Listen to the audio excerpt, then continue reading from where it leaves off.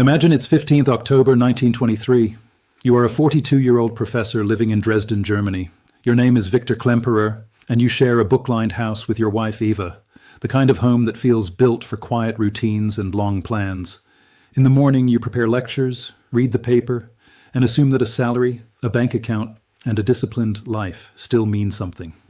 Dinner is modest but regular, the bills are stacked neatly, and the marks in your pocket still feel like money. You are not rich, but you belong to the educated middle class, the class that believes order will outlast panic. You think the world is fraying at the edges, not collapsing at the center. If you have ever wondered why salaries can look normal on paper and still become useless in real life, stay with me. What you are about to hear is not a theory, it is a pattern. It has happened before, in different countries, under different flags, and it always leaves the same scar. And if you find value in this kind of historical clarity, subscribing takes 2 seconds and keeps you ahead of what most people never see coming. But on this October day, the floor is already giving way beneath Victor's shoes. He writes that Germany is collapsing in an eerie, step-by-step manner, and that the dollar now stands at 800 million marks, rising by hundreds of millions more each day. This is what hyperinflation looks like up close. Hyperinflation means prices rising so fast that money loses value faster than you can earn it, save it, or even spend it. In ordinary inflation, your pay feels tight. In hyperinflation, your pay feels haunted. It arrives already half dead. And that is the real subject of this story. Not banknotes piled in wheelbarrows, not the famous trillion-mark bills. Those are the photographs history likes to keep. The deeper story is the salary itself. What happens to a monthly wage when the money inside it is melting? What happens to the teacher, the nurse, the civil servant, the factory clerk, the pensioner, the person who did everything right and still wakes up poor? If a country is still stuck in full-blown hyperinflation 3 years in, the answer is brutal. Salaries usually get bigger in number and smaller in meaning. More zeros, less life. History shows this again and again. Sometimes the collapse comes in months, as in Germany. Sometimes it drags on for years, as in Venezuela. Sometimes the official currency survives on paper while real life quietly switches to dollars, German marks, cigarettes, sacks of maize, or anything else people still trust. Before we go further, there is something important to understand. A salary is not wealth. A salary is a promise. And when the measuring stick itself breaks, the promise breaks with it. The easiest way to see the mechanism is to imagine a bucket under a leaking roof. In normal times, your salary fills the bucket faster than the water escapes. You can plan, you can save, you can wait until the end of the week. Hyperinflation changes the roof. Now the ceiling is not leaking, it is collapsing. The hole gets wider by the hour, and no matter how much more water you pour in, the bucket still empties. Under the surface, the pattern is usually the same. The state is spending far more than it can raise through taxes or borrow honestly from lenders. At the same time, the country is producing less, exporting less, or suffering some deep shock like war, sanctions, political breakdown, or the seizure of its industrial heart. So there is more money chasing fewer goods. Then comes the second blow. People stop trusting the currency. The moment they get paid, they rush to spend it or swap it for something harder, which means something more durable, like foreign currency, food, fuel, land, livestock, or stock. That rush makes prices rise even faster. Economists call this velocity, which simply means how fast money changes hands. In calm times, money sits. In a panic, money sprints. Now think about what that does to wages. Prices can change every hour. Salaries usually cannot. A nurse might be paid once a month. A teacher might get a government raise after a decree from a minister.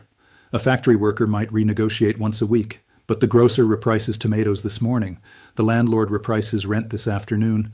The butcher reprices meat before sunset. That gap is the graveyard. The salary is a man rowing upstream while the river keeps rising. Even when wages go up, they often go up too late. An IMF study of high inflation episodes found that real wages, which means what wages can actually buy, typically fall sharply. In plain English, the number on the paycheck may rise, but the amount of life it can purchase shrinks. That is the secret key that unlocks everything in this video. Hyperinflation does not just destroy money, it changes time. It punishes anyone whose income moves slowly in a world where prices move like gunfire. This brings us directly to Germany, the case almost everyone thinks they know, and almost no one truly understands. The famous images are real. The mechanism is worse. In late 1922, Germany defaulted on reparations. Reparations were war payments forced on Germany after the First World War. In January 1923, French and Belgian troops occupied the Ruhr, the industrial region that produced much of Germany's coal and steel. Berlin responded with passive resistance. That sounds mild. It was not. Workers were told not to cooperate with the occupiers, and the German government kept paying them anyway. So the country shut down production and printed money to support the shutdown. Fewer goods, more paper claims, a perfect furnace. At first, this still felt survivable to many salaried families. The numbers were ugly, but the mind resists sudden truth. People said prices were high. They did not yet say money was dying. Then the pace changed. Bread that cost 250 marks in January 1923 cost 200,000 million marks by November.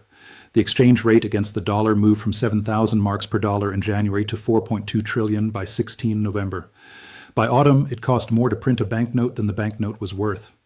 A salary in this world was like carrying an ice sculpture through a furnace. Every minute mattered. Workers were often paid twice a day. Read that again, twice a day. Not because employers were generous, but because by lunchtime, a morning wage could already be crippled. Sebastian Hafner later recalled that a salary of 65,000 marks brought home on Friday was not enough to buy a packet of cigarettes by Tuesday. George Gross remembered that even lingering outside a shop window was a luxury, because a rabbit might cost millions more by the time you stepped inside. Money became too heavy for pockets. People hauled it in knapsacks, wagons, baskets, crates. The famous wheelbarrow photo is remembered because it is absurd, but the truly terrifying part is how quickly the absurd became routine. Now look at the social map. The salaried middle class took some of the worst blows, not because they were lazy, not because they made bad choices, but because their world was built on delayed claims. Savings in banks vanished. Pensions shriveled. Insurance policies turned into jokes. The clerk, the professor, the widow living off interest, the retired officer, the school teacher, the disabled veteran, all were tied to fixed sums in a currency that was dissolving like paper in rain. The person who owned a farm could still trade potatoes. The person who owned a business with inventory could reprice. The person with debt could sometimes pay it back with worthless marks. But the person with a salary and a savings account was standing on the wrong side of the clock.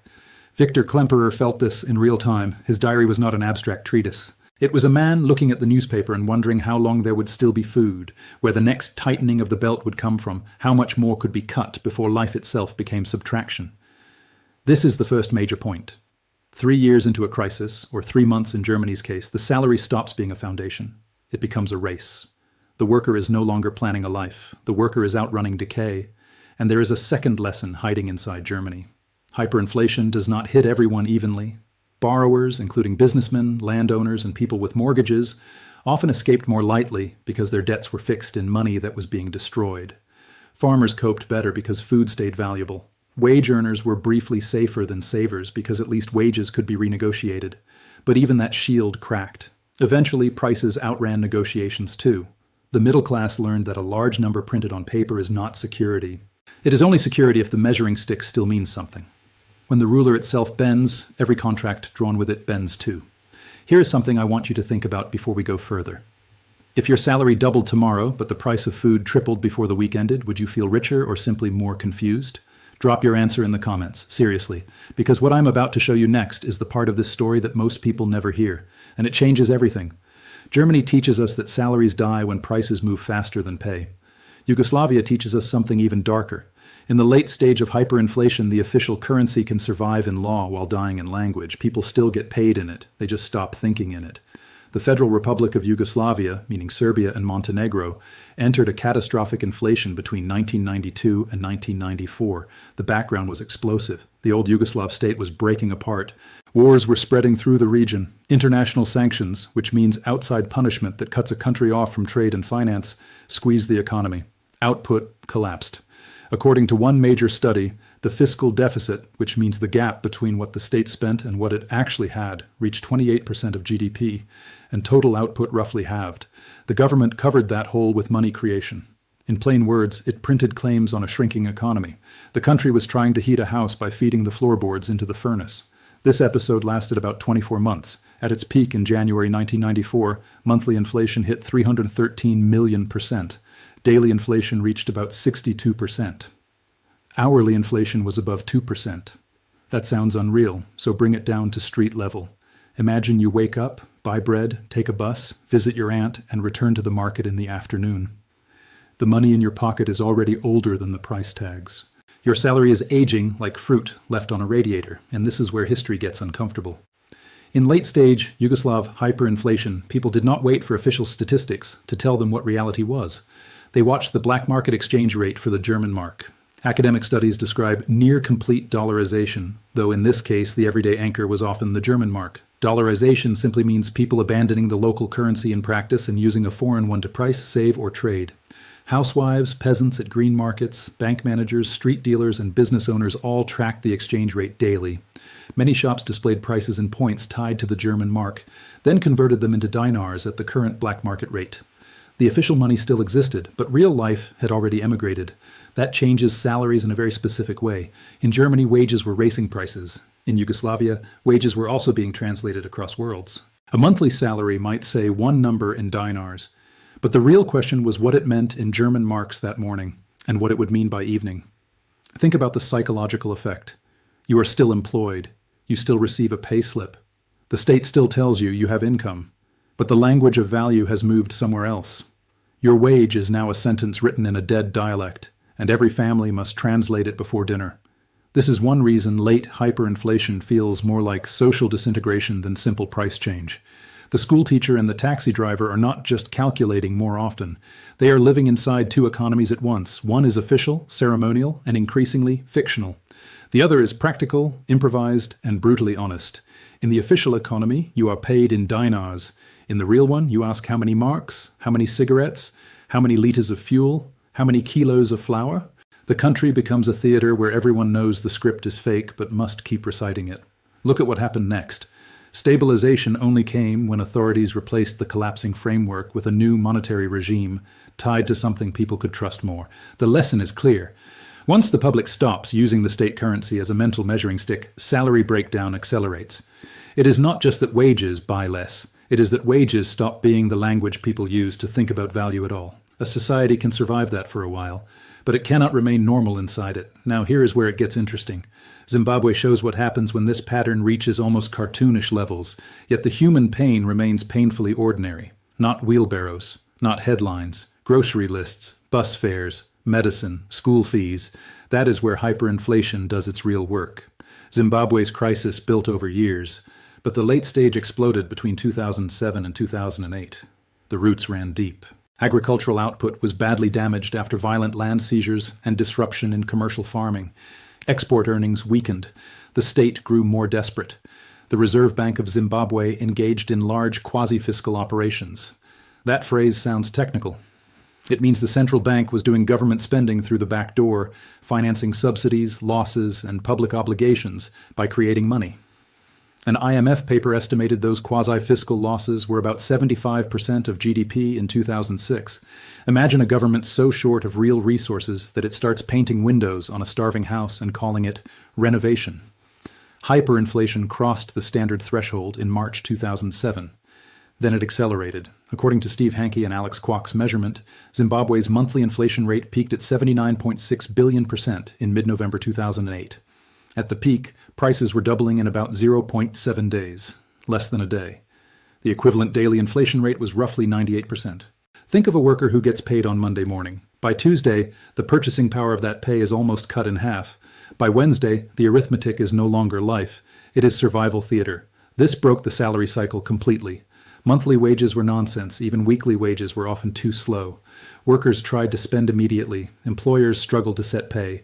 Shops changed prices constantly or simply stopped labeling goods. The local currency became a hot coal nobody wanted to hold. People sought US dollars, South African rand, fuel, food stocks, spare parts, livestock, anything with a chance of staying real for more than a few hours. When money becomes radioactive, daily life turns into an evacuation. Here's the third major point. In advanced hyperinflation, the problem is not merely low wages, it is wage timing. The slower your income arrives, the poorer you become. A government employee paid monthly is in a different universe from a trader who can reprice tomatoes 3 times a day. A pensioner is in a different universe from a shop owner with shelves of imported soap. A teacher with a salary is in a different universe from a mechanic who can demand payment in dollars before touching the engine. In calm times, these are class differences. In hyperinflation, they become survival differences. Zimbabwe also shows something counterintuitive. The winners, if that word can even be used, were not always the highest earners. They were often the fastest movers and the people with access to something outside the currency: foreign cash, export income, goods that could be traded, inventory that could be repriced. Sometimes even debt helped, because fixed obligations were being repaid in money that was collapsing. Meanwhile, anyone who stayed dutifully inside the formal wage system was like a person trying to store water in a net. Effort did not matter enough. Timing did. Most people will never know what you now know. Most people will keep trusting systems they do not understand. If you are still here, you are not most people. Hit subscribe. Because the next section is the part this channel was made for. The part they never put in textbooks. Now observe what all of these cases have in common. Different countries, different decades, different ideologies, same mechanism. The names change, the costumes change, the props change, but the engine is the same. Germany in 1923 had war debts, political fragility, and the occupation of its industrial core. Yugoslavia in the early 1990s had state breakup, sanctions, war, and a fiscal hole large enough to swallow the currency. Zimbabwe had collapsing production, lost export strength, and a central bank financing ever larger burdens with new money. In each case, the state did not simply print for fun.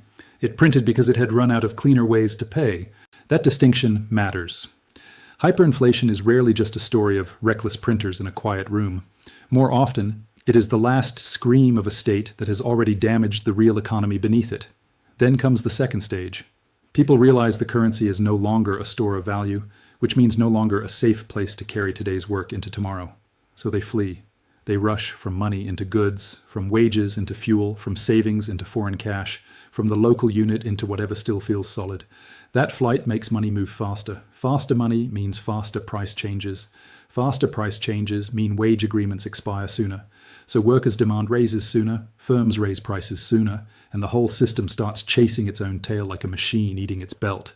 Now look at all three together. The same mechanism, different countries, different decades, same result. Salaries become backward-looking in a forward-racing world. They are based on yesterday's negotiations and paid into today's panic to buy tomorrow's prices. That is why nominal wages, meaning the number printed on the payslip, can soar while real wages, meaning what those wages buy, collapse. A 10-fold raise inside a 100-fold price spiral is not a raise. It is a slower loss. This is why headline wage increases can be some of the most deceptive numbers in any collapsing economy. Ministers announce a 50% raise and act as if the roof has been repaired, but if prices are climbing 80%, 200%, or 500%, the raise is not relief. It is a postcard from a country you no longer live in. The worker feels the trap immediately. The payslip looks fatter. The kitchen looks emptier. The account balance has more digits. The shopping bag has fewer items. Hyperinflation turns arithmetic into camouflage.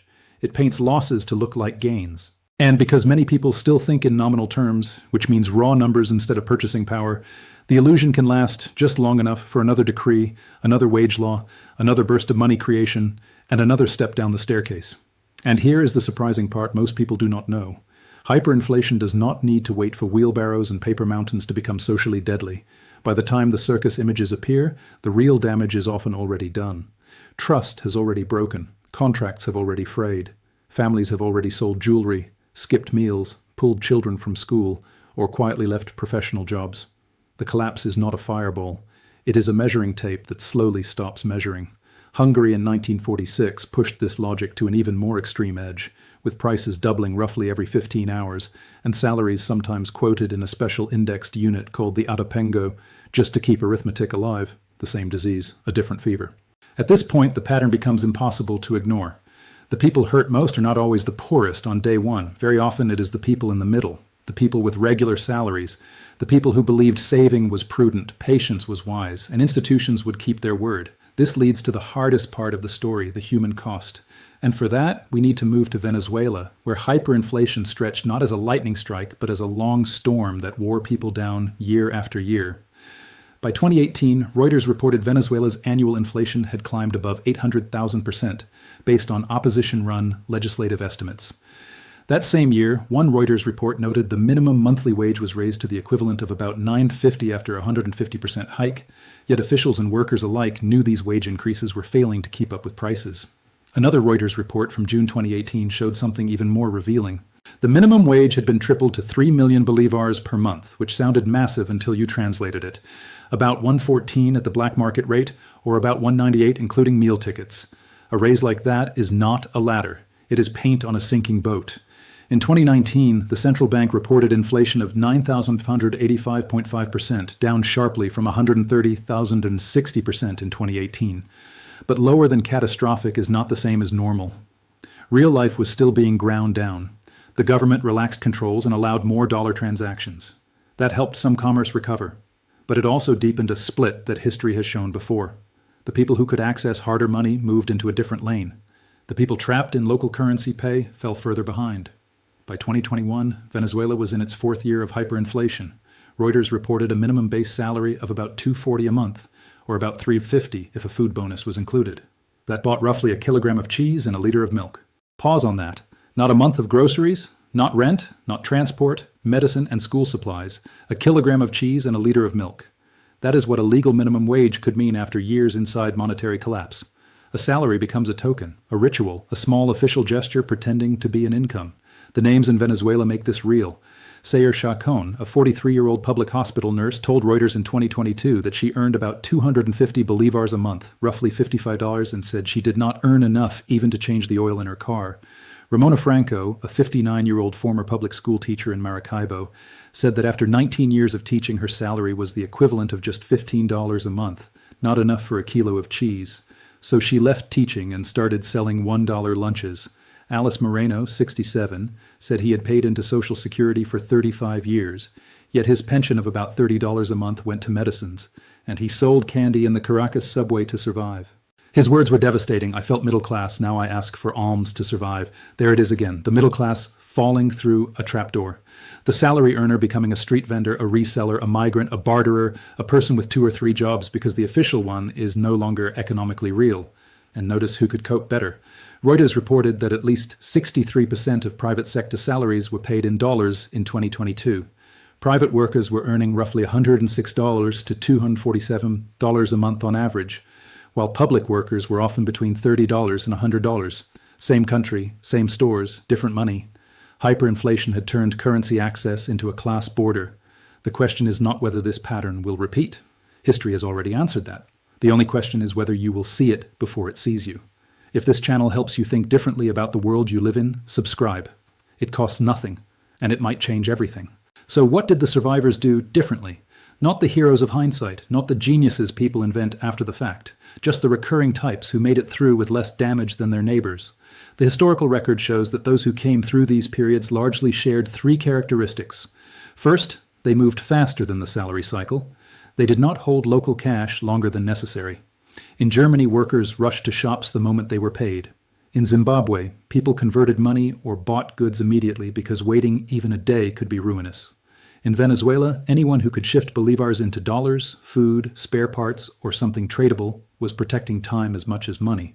Speed was not greed, it was self-defense. In hyperinflation, hesitation is a tax. Second, they had access to something outside the failing currency. Sometimes that meant foreign money, like German marks in Yugoslavia or US dollars in Venezuela and Zimbabwe. Sometimes it meant land, harvests, export income, or physical stock on shelves. Sometimes it meant a business that could reprice every day rather than a job that updated pay once a month. In Germany, borrowers and farmers were often less exposed than savers and pensioners. In Venezuela, private workers with dollar-linked pay lived in a harsher world than before, but not the same world as public workers trapped in bolivars. The key pattern is simple. If your income, savings, or assets were tied to the collapsing unit, you absorbed the blast. If part of your life stood outside it, you had a shield. Third, many survivors were flexible before they were comfortable. They took second jobs. They bartered. They emigrated. They left prestigious professions for humbler but more adaptable work. That sounds obvious now, but it was psychologically brutal at the time. A teacher does not want to become a street vendor. A professor does not want to think like a trader. A pensioner does not want to sell sweets in a subway station. But history shows that status can become a trap when the old money world dies. The rigid tree snaps, the reed bends. There is also a moral truth we should not hide. Survival in these periods was not only about wisdom, it was also about position. A farmer with land had options a pensioner in an apartment did not. A worker with relatives abroad had options a local clerk did not. A shop owner with inventory had options a nurse on public pay did not. That is why hyperinflation feels so cruel. It does not merely reward the prudent, it rewards the connected, the adaptable, the asset-rich, the externally linked, and sometimes the indebted. It punishes the loyal, the patient, and the domestically trapped. The people most committed to the formal system are often the ones it crushes first. So return now to Victor Klemperer in Dresden. The books are still on the shelves. The routines are still visible. The house has not physically vanished, but the world that made those routines sensible has been gutted. A salary once meant continuity. A bank account once meant delayed security. A middle-class profession once meant insulation from chaos. Hyperinflation revealed how thin that insulation was. It was wallpaper over a cracked wall. Germany eventually stabilized its currency. Yugoslavia eventually stabilized. Zimbabwe abandoned its currency and turned to foreign money. Venezuela moved into a messy, partial dollarized reality that softened some pressures while hardening social divisions. The point is not that collapse lasts forever. Often it does not. The point is that even when the money crisis ends, the social memory remains. People remember who lost everything by saving. They remember who got paid on Friday and went hungry by Monday. They remember who held a respected job and still had to sell lunchboxes, candy, furniture, wedding rings, or family land to stay alive. And that brings us to the final lesson.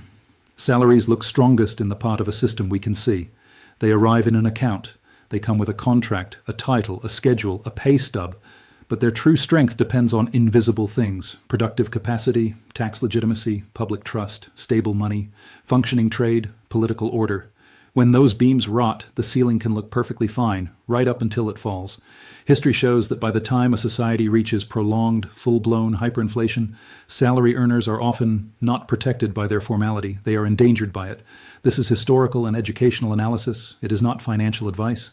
Every individual situation is different. Please consult a qualified professional before making any financial decision.